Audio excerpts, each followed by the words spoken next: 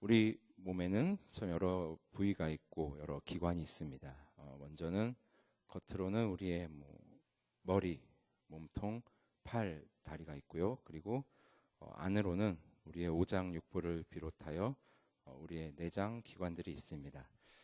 어느 것 하나 고장이 나거나 아프면 우리는 제대로 살아가기가 참 힘듭니다. 그래서 제 기능을 못하게 되면은 우리 삶의 의욕은 떨어지고 그리고 참 고달픈 삶을 살아가게 되죠. 그래서 옛말에 어르신들이 이런 말을 했습니다.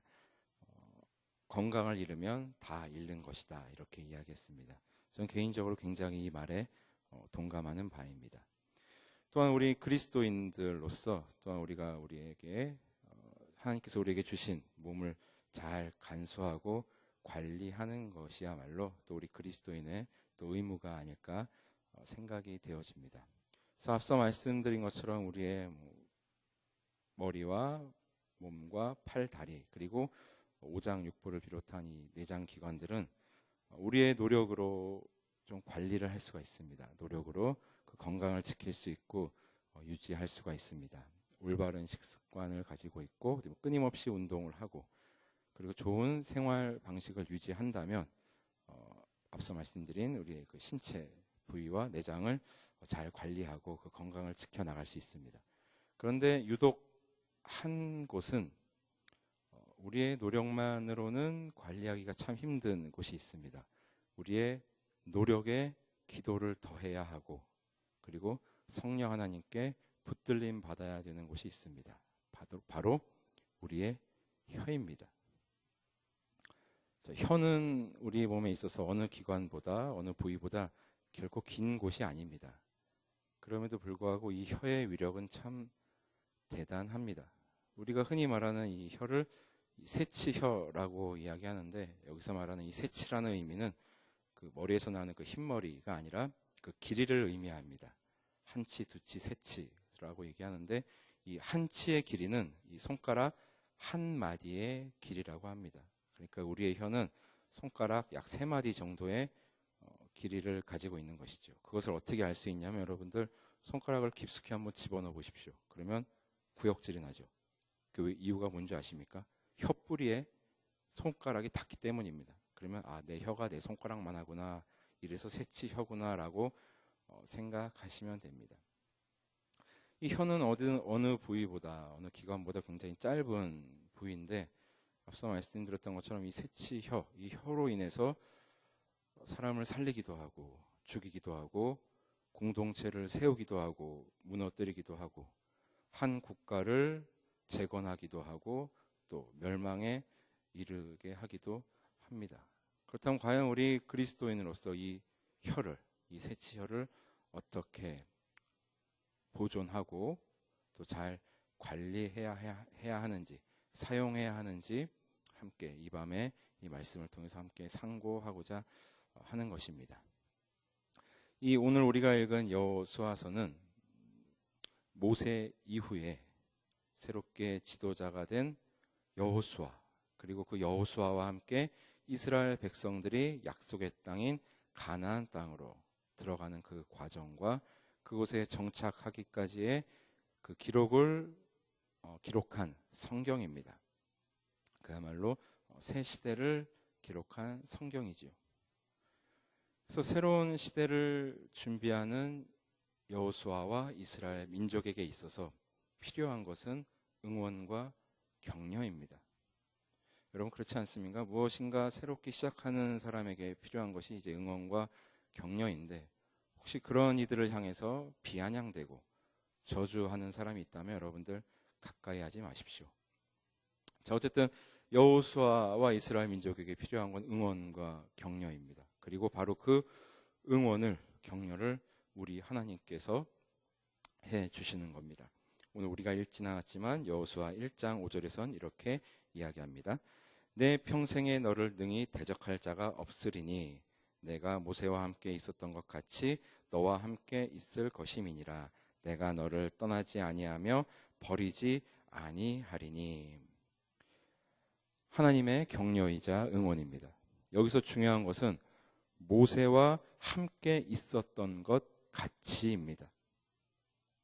여러분, 여호수아는 지도자가 되기 전에 이 광야 생활을 할 때 이 가장 모세에 가까운 곳에서 모세의 그 명령을 따르는 모세의 수종을 들던 그러한 사람이었습니다.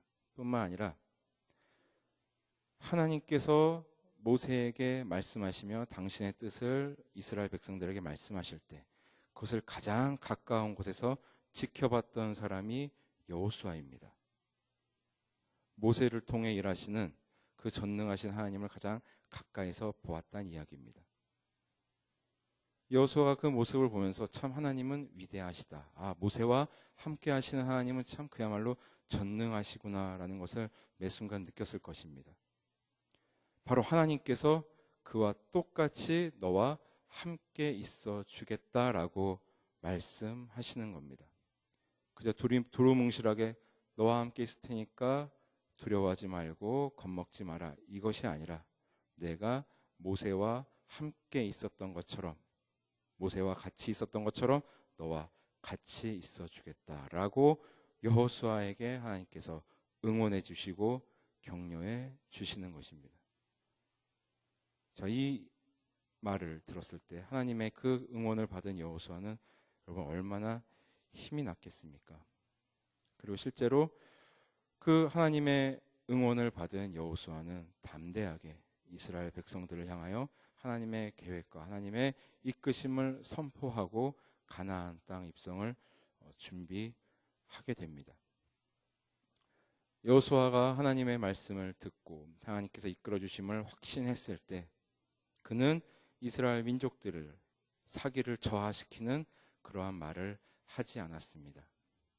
자, 준비해라. 우리가 사흘 안에 가나안 땅으로 들어갈 것이다. 그렇게 강하고 담대하게 이스라엘 백성들을 향하여 이야기했습니다. 그것이 가능하기까지는 여호수아의 믿음이, 여호수아의 혀가 하나님께 붙들린 바 되었기 때문입니다. 그리고 가나안 입성은 점점 구체화되어 갑니다. 그래서 여호수아가 2명의 정탐꾼을 선발하여 이제 가나안 땅 여리고 성으로 보내게 됩니다. 여호수아야말로 광야 시절 때 자신이 직접 12명의 정탐꾼 중에 한 명으로 선발되어서 이제 갔던 경험이 있던 사람이었습니다.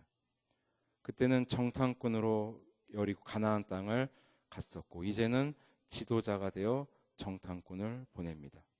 그러나 그 성경에 나와 있지 않지만 그 정탐꾼을 보내는 여호수아의 심정이 어땠겠습니까? 두렵고 긴장됐겠습니까? 그렇지 않았을 것입니다. 하나님께서 이 땅을 주실 것이라는 믿음과 인도하실 것이라는 확신이 있었기에 그러한 마음으로, 그러한 믿음으로 정탐꾼들을 보냈을 것입니다. 여호수아의 혀는 하나님께 붙들린 바 되었기 때문입니다. 그의 믿음은 하나님께 붙들린 바 되었기 때문입니다. 그리고 이 2명의 정탐꾼은 여리고로 진입하게 됩니다. 그리고 우리가 오늘 또 하나 주목해야 될 인물이 있습니다. 바로 라합이라는 여인입니다. 라합은 여리고 성에 거주하던 여인이었습니다. 그리고 그녀의 직업은 기생이었습니다. 썩 좋은 직업은 아니지요. 자, 기생 라합은 그녀의 웃음을 팔고 그리고 그녀의 혀는, 그녀의 말은 어떤 진실이 담긴 말을 하는 사람은 아니었을 것입니다. 손님의 지갑을 노리는 그러한 혀였을 것이고 오로지 자신의 생계만을, 자신의 이익만을 생각하는 그러한 혀이었을 것입니다. 어떤 생명을 살리는 도구로 사용되는 것이 아니라 오직 자기 자신만을 위한 그러한 도구로 그녀는 자신의 혀를 사용하였을 것입니다. 그리고 오늘 본문을 보니까 기생 라합의 그 집은 아마 여리고성 그 문 근처가 아닐까 생각이 되어집니다.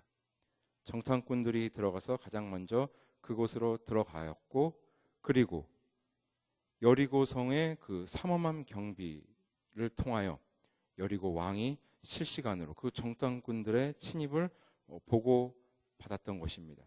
이 모든 것들이 순식간에 이루어진 걸 보았을 때 라합의 집은 여리고 성문 근처에 있지 않았을까? 그리고 많은 사람들이 오고 가는 곳에 있지 않았을까?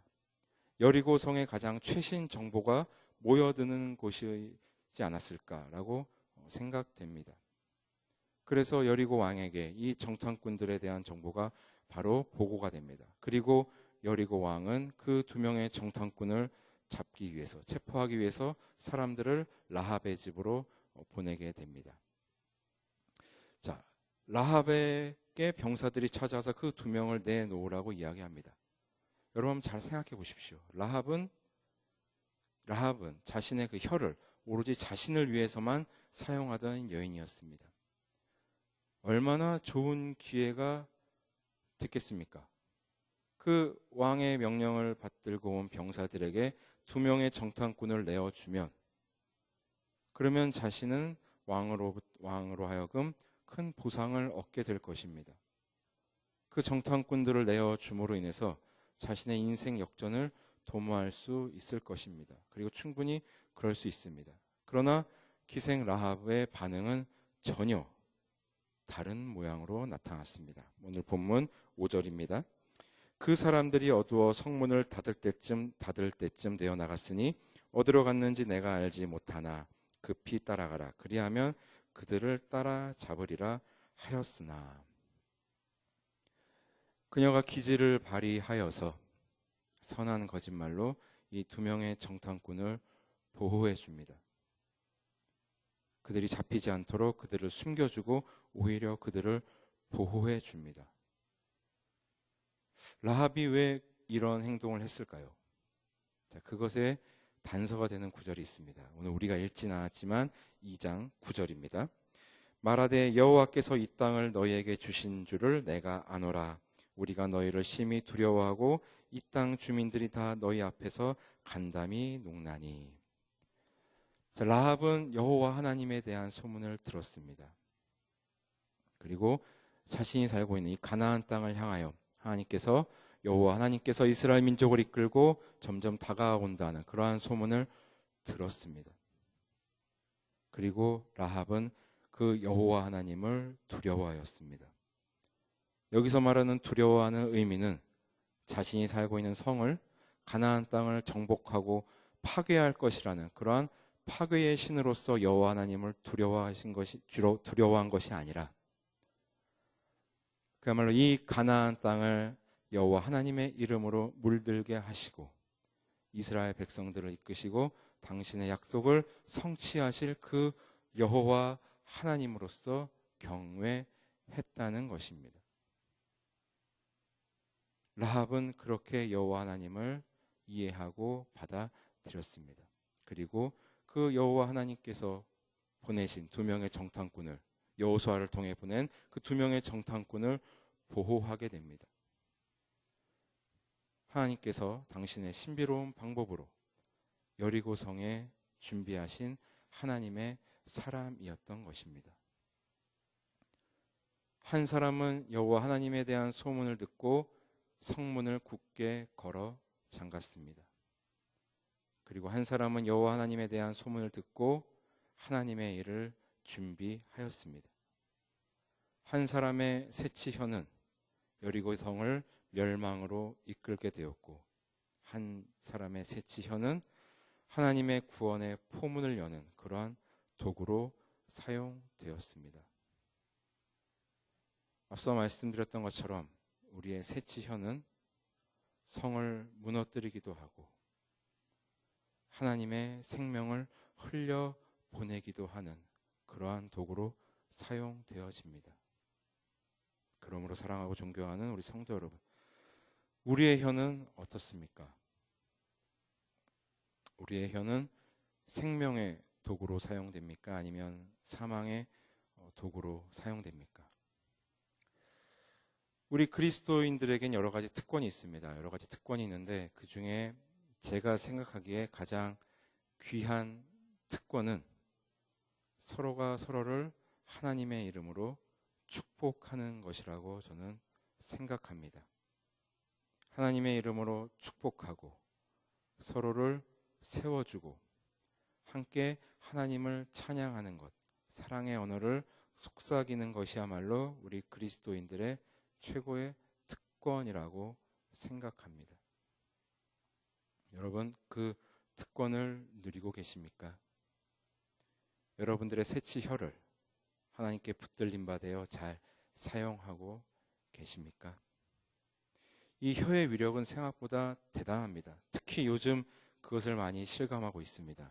왜냐하면 북한과 미국이 연일 서로를 비방하고 있기 때문입니다. 그로 인해서 전 세계의 시선은 우리 한반도를 향하고 있습니다. 세계 유일의 분단 국가요, 휴전 국가인 우리 한반도에, 우리 대한민국에 진심으로 하나님의 평화가 있기를 소망합니다. 저희처럼 그 새치 혀가 한 나라를, 한 국가를 망하게 하기도 하고 살리게 하기도 하는 것입니다. 뿐만 아니라 영혼을 죽이기도 하고 살리기도 합니다. 그래서 야고보 선생은 그 혀를 이렇게 이야기하고 있습니다. 야고보서 3장 9절로 10절입니다. 이것으로 우리 주 아버지를 찬송하고 또 이것으로 하나님의 형상대로 지음을 받은 사람을 저주하나니 한 입에서 찬송과 저주가 나오는도다. 내 형제들아, 이것이 마땅하지 아니하리라. 하나님을 찬송하기도 하고 하나님의 형상에 따라 지음받은 사람을 저주하기도 한다고 합니다.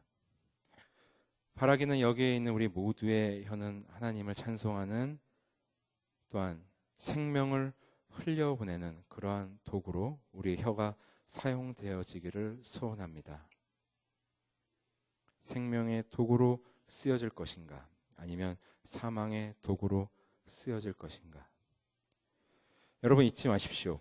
온 우주 만물은, 우리 인간은 하나님의 말씀으로 창조되었습니다. 그리고 우리는 그 하나님의 형상에 따라 지음을 받았습니다. 그렇다면 우리가 해야 할 일은, 우리의 의무는 그 하나님을 닮아 생명을 흘려보내야 하는 것입니다.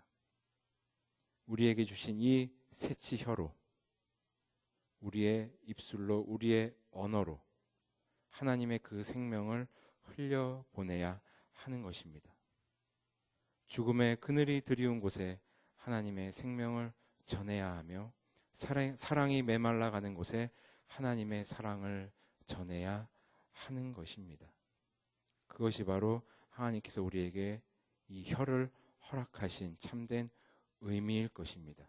물론 그 길이 결코 쉽지 않은 것을 잘 알고 있습니다. 우리가 아무리 사랑의 언어를 속삭인다고 한들, 그 생명을 흘려보낸다고 한들 눈에 띄게 그 변화가 오는 것이 아님을 저도 알고 있습니다. 그러나 우리는 멈출 수 없습니다. 우리 믿음의 선배들이 그렇게 하였습니다. 우리의 믿음의 선배들이 그렇게 함으로 인하여 오늘 우리가 이 자리에 있을 수 있는 것입니다.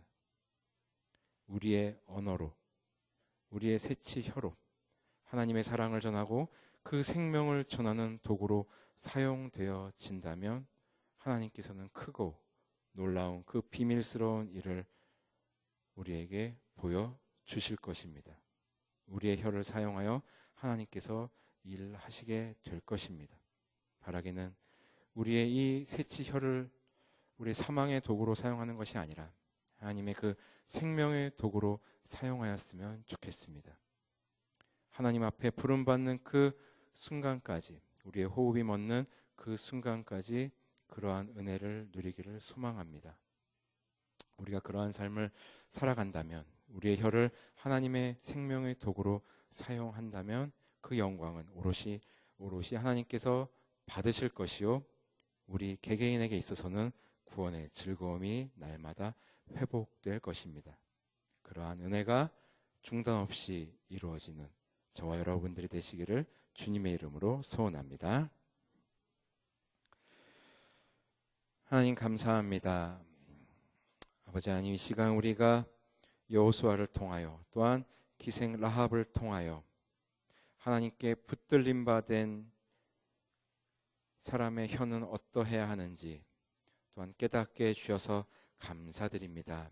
아버지 하나님, 우리의 혀가 사망의 도구로 쓰이는 것이 아니라 생명의 도구로 사용되어질 수 있는 그러한 은혜를 우리에게 허락하여 주옵소서. 우리에게 주신 이 혀를 우리를 위해서만 사용하는 것이 아니라 하나님의 사랑을 전하며 생명을 전하는 데 사용되어지는 그러한 큰 은혜를 우리에게 허락하여 주옵소서. 아버지 하나님, 바라기는 우리가 또한 그리스도인으로서 서로가 서로를 축복하며 세워주기를 소망합니다.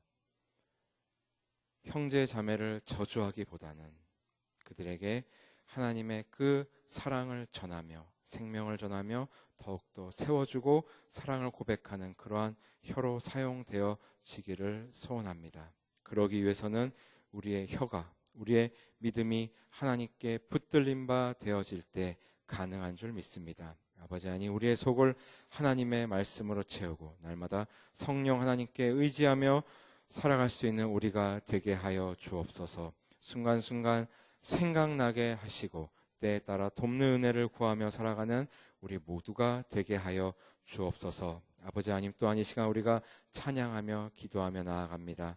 아버지 하나님, 이곳에 임하여 주옵시고 우리의 기도를 흠양하여 주옵시고 또한 하나님의 때에 가장 하나님의 아름다운 방법으로 또한 응답하여 주옵소서. 하나님과 깊은 대화를 할 수 있는 이 밤 되게 하여 주옵소서.